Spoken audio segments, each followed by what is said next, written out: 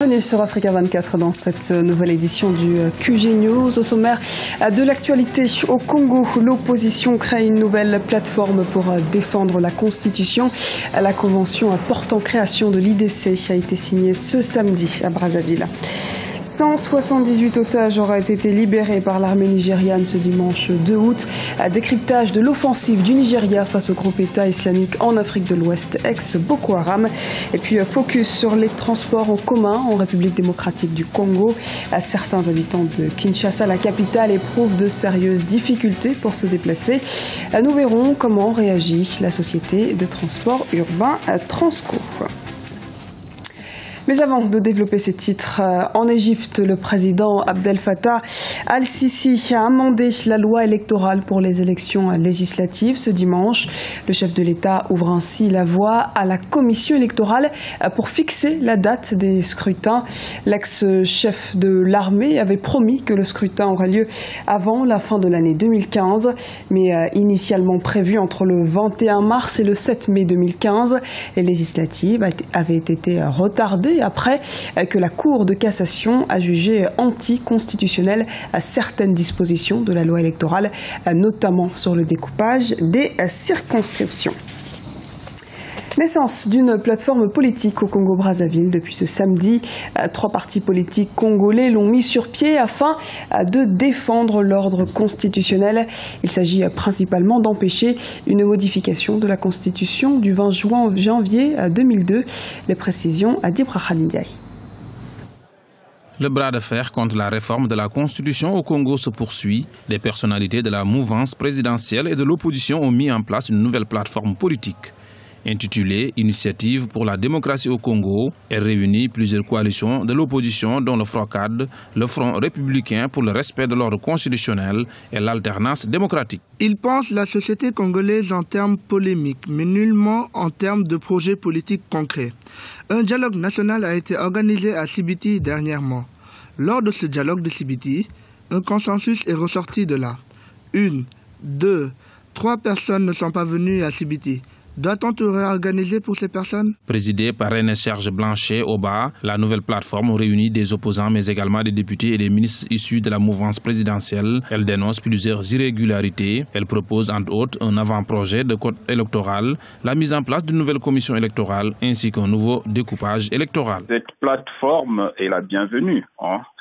Et vous remarquerez que cette nouvelle plateforme qu'on appelle IDC, et en gros, c'est des dissidents, je dirais même des réformateurs, pour ne pas dire des frondeurs du PCT, du Parti congolais du travail.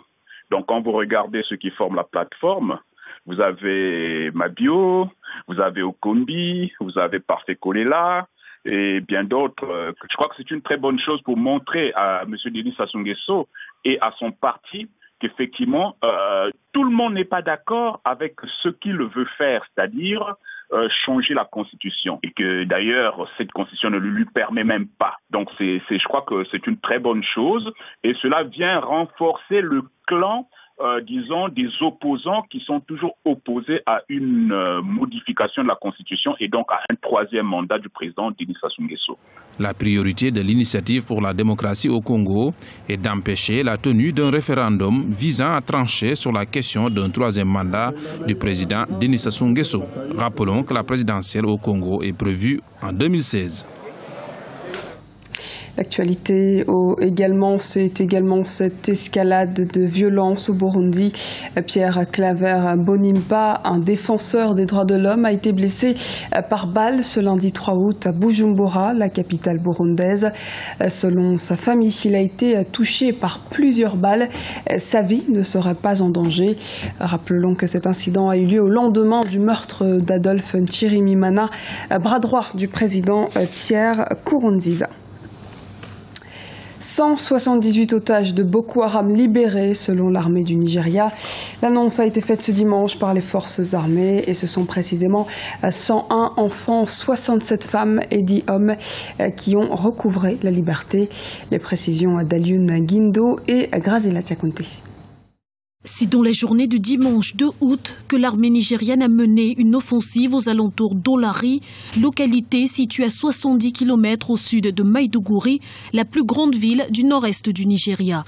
Les militaires nigérians annoncent avoir libéré 101 enfants, 67 femmes et 10 hommes tenus en otage par le groupe islamiste Boko Haram. Cette libération de 178 otages, y compris des enfants, est une bonne chose. Je pense que c'est une très bonne chose, c'est un bon résultat pour le moment, mais il va falloir rester prudent en sachant que ce groupe terroriste qui est Boko Haram a également des stratégies qui évoluent en fonction de la riposte qu'il trouve en face. Donc il va falloir être très prudent, renforcer les mesures de sécurité, également renforcer les moyens en termes de renseignement, puisque la lutte contre le terrorisme ne se gagnera qu'avec des renseignements, des services de renseignement efficaces. Donc c'est une urgence de lutter contre ce phénomène qui est Boko Haram. Le succès d'une telle opération s'ajoute aux libérations d'otages de Dikwa et de Kondouga, toujours dans le nord-est du Nigeria. 89 otages de Boko Haram avaient également été sauvés. Face à la vague de violence qui frappe cette région du Nigeria depuis l'investiture du président Muhammadu Buhari le 29 mai dernier, de telles opérations semblent démontrer que la lutte contre les islamistes est bel et bien l'une des priorités du gouvernement. Il y a une nouvelle volonté politique de lutter contre la nébuleuse Boko Haram. Donc, suite à l'élection de Muhammadu Buhari, un certain nombre de mesures avaient été prises récemment également, notamment le changement complet et total du commandement militaire au niveau de l'état-major de l'armée. Donc cela montre bien que la lutte contre Boko Haram a pris une nouvelle direction de la part du Nigeria et des pays voisins également. Donc on peut noter aussi la visite du président Buhari qu'il a effectuée récemment auprès de ses voisins, notamment le Cameroun. La vague de violence perpétrée par Boko Haram depuis maintenant plus de 2 mois s'est étendue au Tchad et au Cameroun, qui subissent ces dernières semaines des attentats suicides inédits. De même, un commandant du groupe islamiste aurait été capturé lors de ce raid, selon un communiqué du porte-parole de l'armée nigériane. L'offensive à l'encontre du terrorisme s'accélère donc sur le continent. Cette lutte est une question majeure de sécurité régionale. Une riposte interrégionale contre les exactions de Boko Haram s'organise ainsi. La communauté économique des États de l'Afrique centrale et celle des États d'Afrique de l'Ouest actuellement réunis en Guinée équatoriale peaufinent les mesures à mettre en œuvre afin de contrer la secte nigériane dans sa tentative de déstabilisation régionale. Difficultés dans les transports urbains à Kinshasa, capitale de la République démocratique du Congo. Se déplacer relève désormais du parcours du combattant, dû au fait de l'afflux des voyageurs. Au quotidien, ce ne sont pas moins de 2 millions de Kinois qui les empruntent. Les précisions dans ce reportage de Jacques Amboka, notre correspondant en République démocratique du Congo. Kinshasa, la capitale de la République démocratique du Congo, fait face aux difficultés des transports. Transco, la société publique de transport urbain, ne répond qu'aux besoins d'une infime partie de la population, soit 120 000 personnes par jour. Bon, les transports en commun dans la ville de Kinshasa, c'est un réel casse-tête. On se déplace difficilement, bien qu'il y ait une petite amélioration. On se déplace parfois par des motos. L'essentiel est d'arriver à la destination. Moto, taxi, taxibus et bus, plusieurs moyens assurent le transport de la population dans la ville. Mais la plupart de ces moyens de locomotion ne répondent pas aux normes de confort souhaitées. Les besoins en transport dans la ville de Kinshasa s'évaluent autour de 2 millions de personnes à déplacer tous les jours. Et de par le monde entier, seul le transport urbain ne peut pas transporter les masses. Le transport urbain est toujours complété par le train, le tramway, qui est le moyen approprié du transport de masse.